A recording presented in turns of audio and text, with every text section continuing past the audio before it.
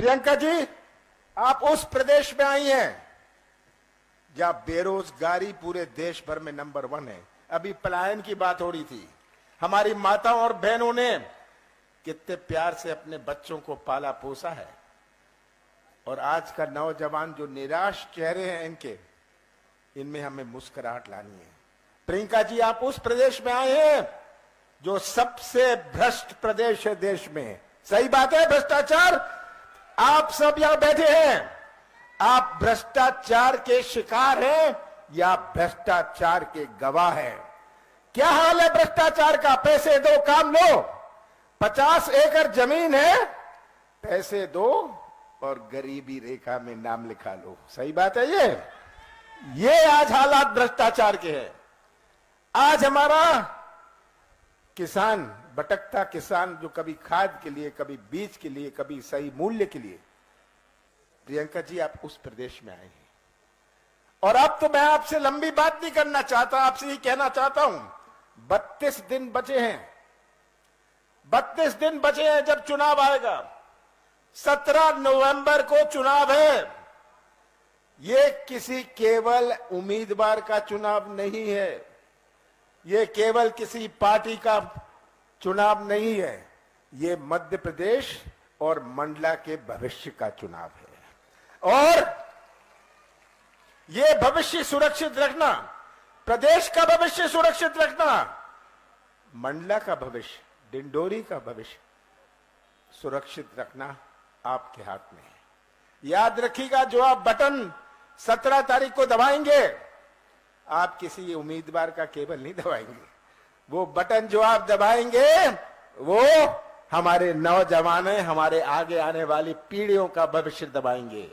ये बात आपको समझनी है। बहुत सारे गुमराह करने आए हैं। 18 साल शिवराज सिंह जी ने राज किया, मैं भी था मुख्यमंत्री 15 महीनों के लिए। 15 महीनों के लिए, जिसमें से 2.5 महीने तो लोकसभा चुनाव और आचार संहिता में दे। 11.5 महीने में कांग्रेस की सरकार ने अपनी नीति और नीयत का परिचय किया। एक शुरुआत करी हमने। जब कहा हम किसानों का कर्जा माफ करेंगे, हमने 27 लाख किसानों का कर्जा पूरे प्रदेश में पहले किश्त में माफ किया, और मंडला में 23,000 किसानों का कर्जा माफ किया हुआ। ये पहले किश्त में था। कौन सी गलती करी मैंने कहा हम बिजली देंगे 100 यूनिट 100 रुपए में, मैंने बिजली दी। कौन सी गलती करी? कौन सा गुनाह किया मैंने पेंशन बढ़ाई, मैंने विवाह के लिए पैसा दिया। कौन सा गलत काम मैंने किया? मैंने 1000 गौशाले बनाए। कौन सा पाप मैंने किया? यह तस्वीर आप सबके सामने है, और शिवराज सिंह जी की सरकार की तस्वीर भी आपके सामने है। आज इतनी 13 सालों से चल रही है ये मंडला जबलपुर की सड़क, आज भी ये अधूरी है।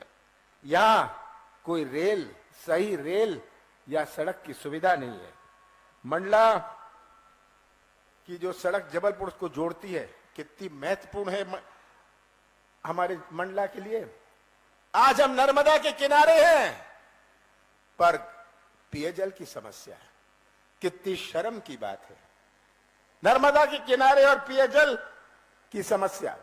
सरकारी कार्यालय मंडला में बंद होने लग गए, ये आप जानते हैं, आप गवाह हैं। हमारे बिजली का कारखाना, सिंचाई का मुख्यालय यहां से भेज दिया गया बाहर।